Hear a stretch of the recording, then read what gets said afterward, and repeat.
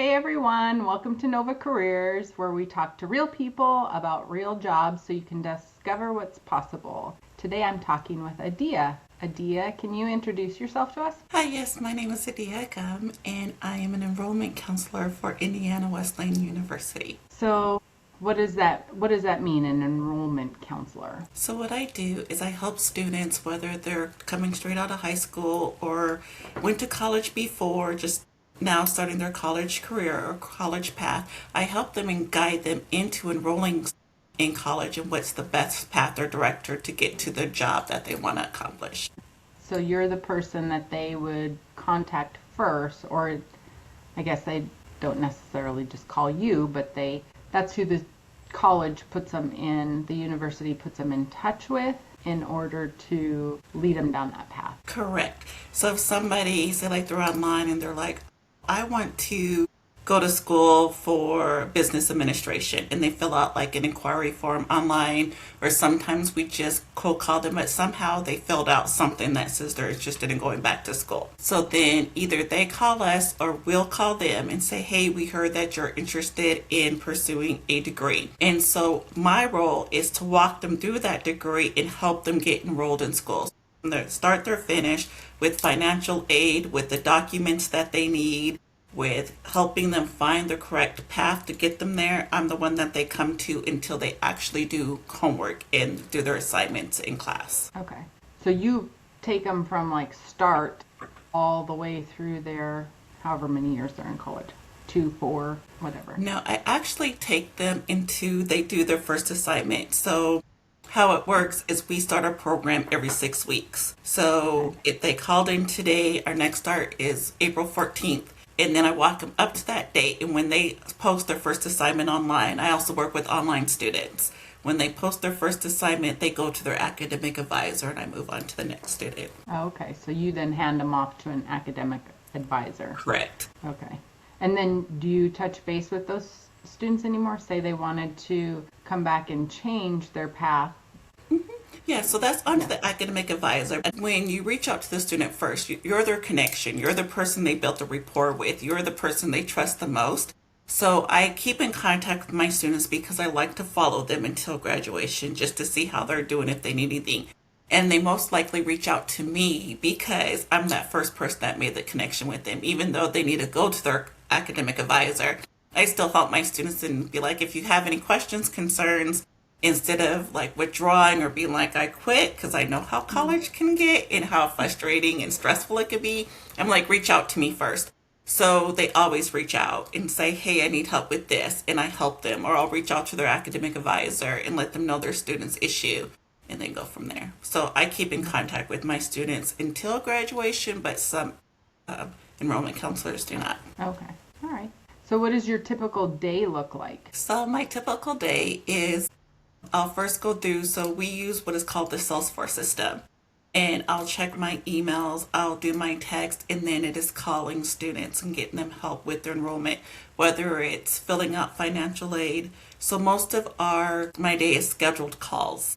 So after I had their first initial discovery call, is what we call it, to kind of see what the student's interested in, what works for them, what doesn't work for them, so we can help ease them through the enrollment process. I'll set up follow-up calls after that and get them deadlines. Okay, this is the day you need to do your application. This is the day you need to have your FAFSA completed, and give them that guidelines to make sure that they completed it or if they need help completing something.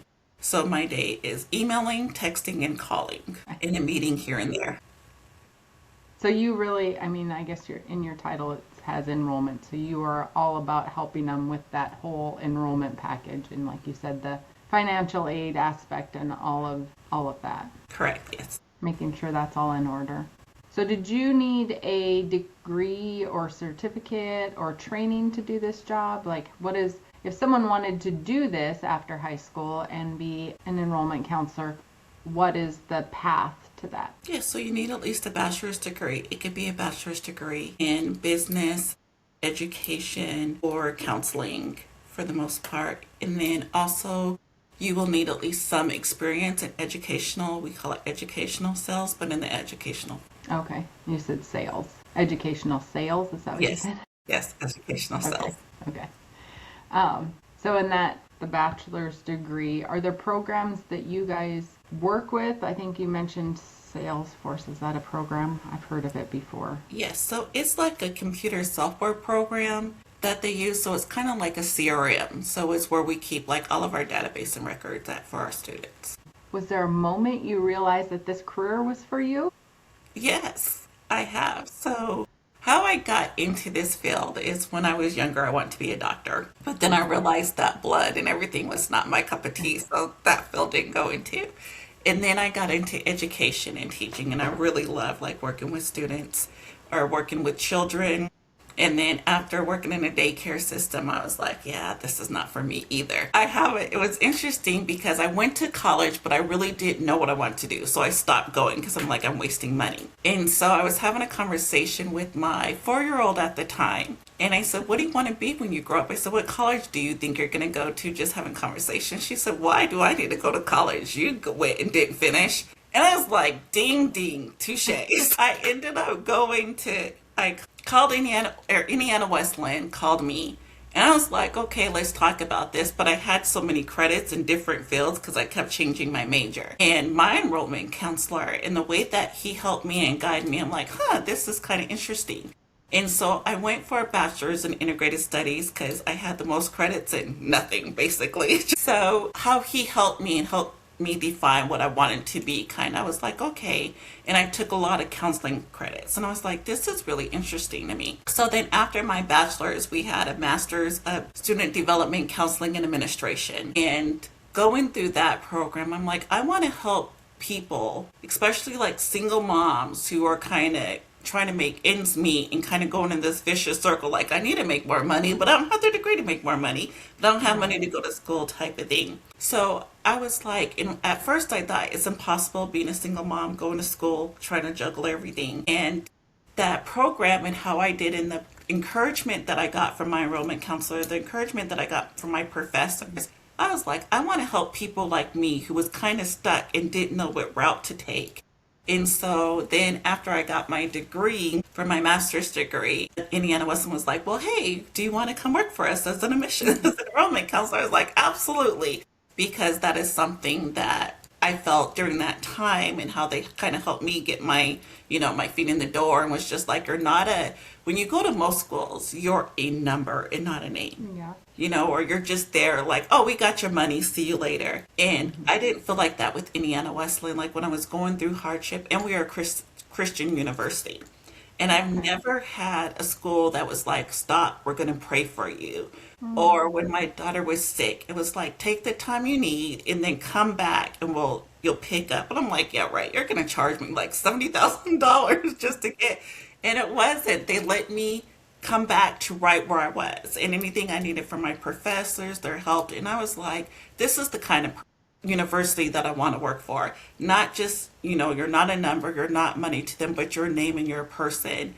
And where a university will stop and just pray for your situation. I was like, you can't go wrong with that. So Right. I did too. Yeah, that's awesome. I like that they are supportive of you, and especially as a single mom, being able to have that, maybe a little bit of flexibility. Yes.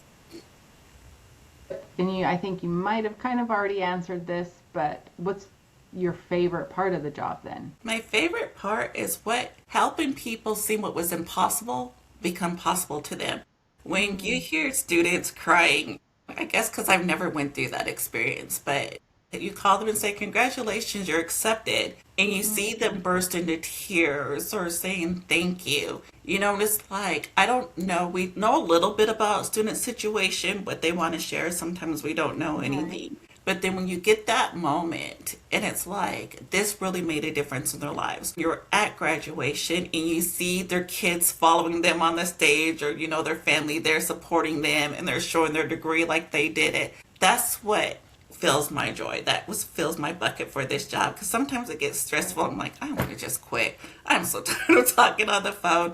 But then when you come at those moments and you're like, that's why I'm here. And when you can stop, like if a student is struggling, you can stop and be like, can I pray for you? And they're like, absolutely. And you're sitting on the phone praying, or they'll even say, how can I pray for you today?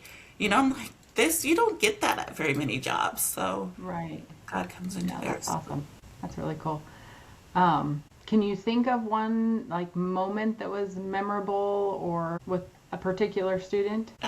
One of my students, she was going to start, and she ended up finding out her husband was cheating on her, so she was going through a divorce, and then her mom died the same week. Oh my So goodness. it was just a lot. Normally, I try to not to convince students to, like, I'm like, stay in there, you can handle it, type of thing, trying to encourage them to get their degree because of what the reasons they told me that they went. And so we did a lot of praying, and she said, I just need something to occupy my mind. And I said, well, if you want, I said, I'm not encouraging you to do so because I know you have a lot of going on, but why don't you start with school? I said, maybe schooling will take it off your mind, and if you need to stop, we'll stop. So she did that. She ended up meeting her future husband in her class, even though it was online. They just kind of stopped and lived in the same town. So she ended up, and she was like, that was the best thing. She said, thank you for your encouragement, to me to keep on going. And she sends me pictures of their baby. And she has Oh, graduated with her associates, and now she's in her last class of her master's, and we stayed in touch. And she's just doing phenomenally. She found God as well, going to school. So she was baptized. Her new husband are doing great that they met. And so that story really sticks with me because you don't know how things can change or how you can make an right. impact or change in people's lives. It's really cool. Yeah, that's awesome. And that you gave her kind of a different focus on something positive to focus on versus the negative that was happening around her. So that's cool. What's the most stressful part of your job? Adults. Honestly, I got out of childcare because I was like, okay, children, I need to back off because they're getting on my nerves right now. And so I was like working with adults. Well, some adults can act like kids in the hand holding or, when they're like, okay, I want to do this. And they're struggling to get their stuff in. So that could be frustrating. Or they call you, you've been trying to reach them for months, and they call you the day class starts and says, okay, am I accepted? Why am I not seeing my class on there? It's like, I haven't talked to you in 3 months. So that's the frustrating part is dealing with like, you don't know if they're going to answer their phone or they say they're going to do something and not do it. Right. Yeah, I get that.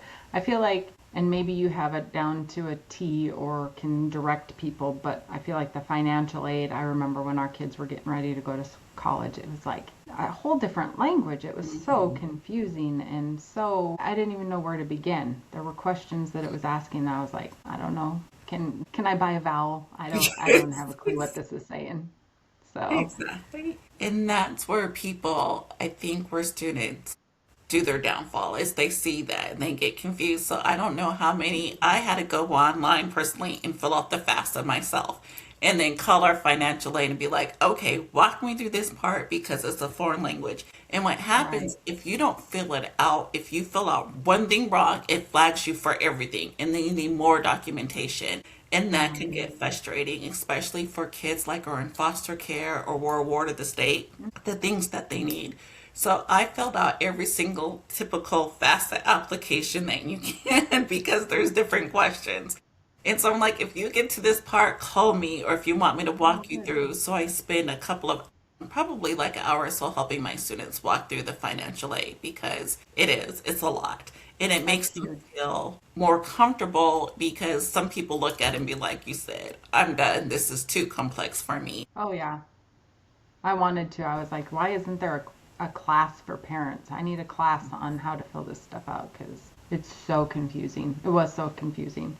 It is. Of course, that was years ago, so maybe it's come a little bit. It's came a little, but it's not. It's still confusing, especially with the different questions and the way they ask you the questions can be confusing.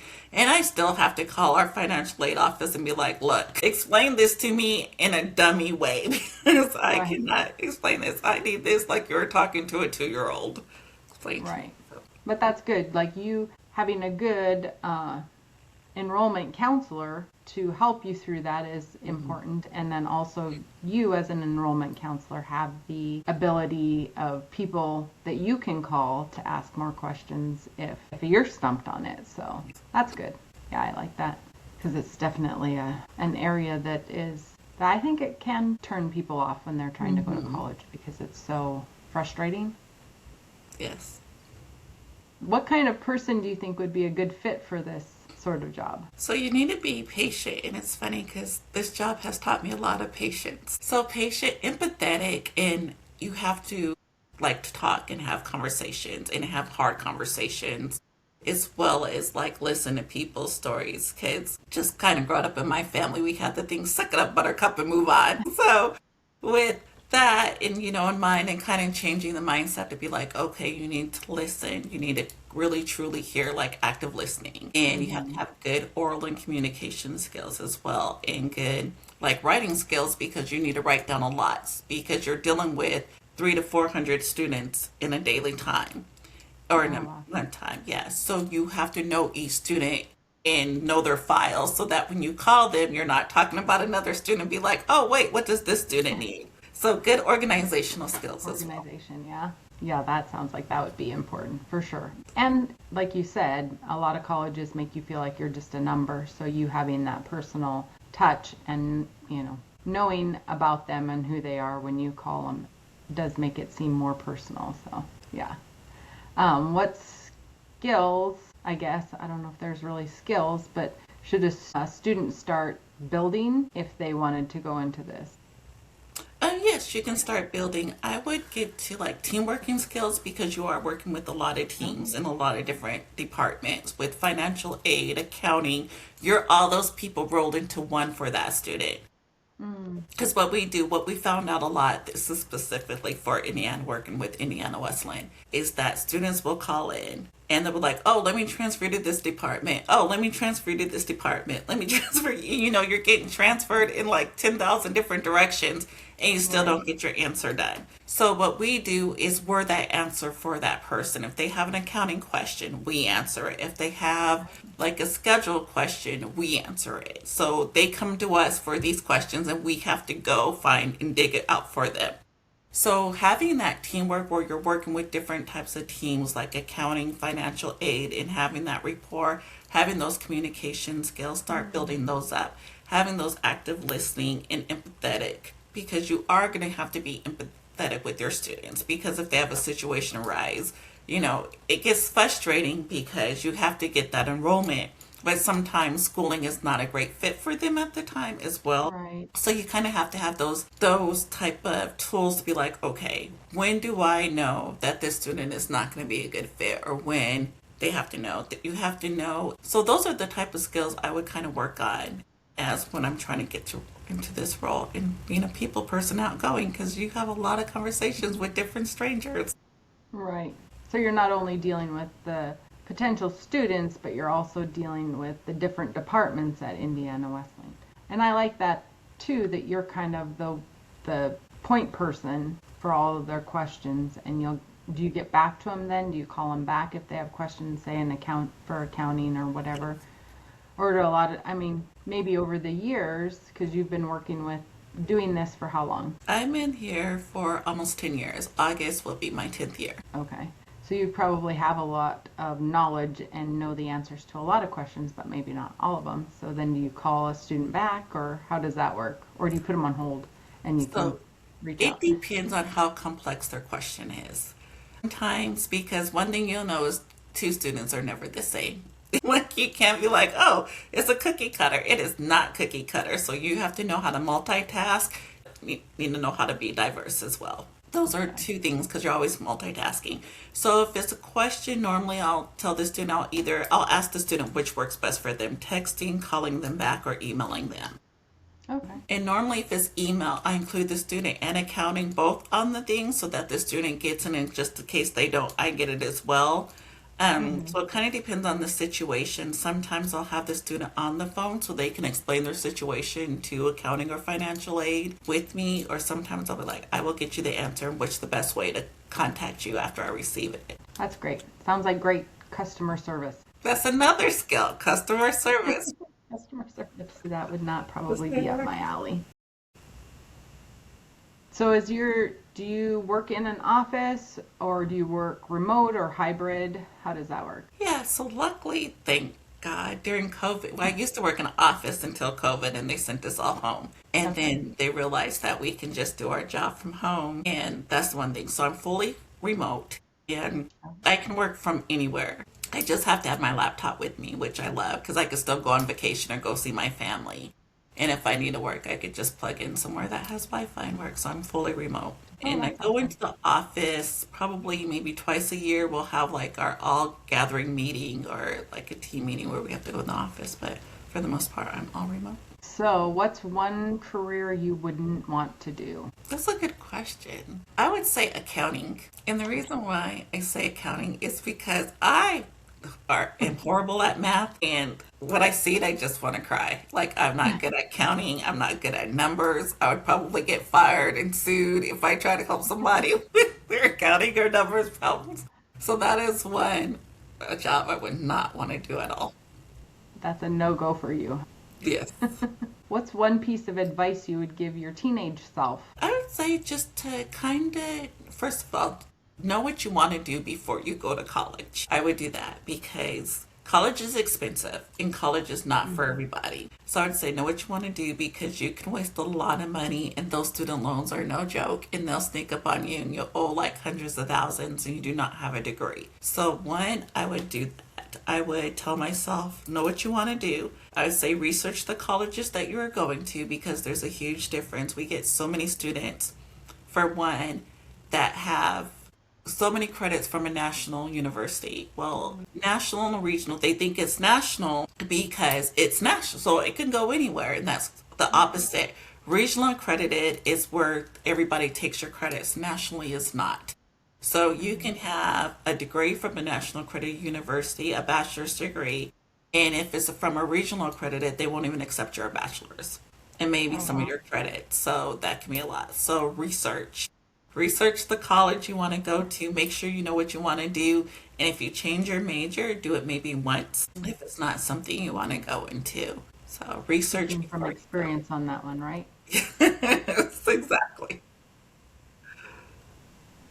Yes, I think that's pretty common too, to go to college after high school just because that's what you're supposed to do and everybody's doing. But like you said, does cost money, even if you're getting student loans and you're like, I'm not paying for it.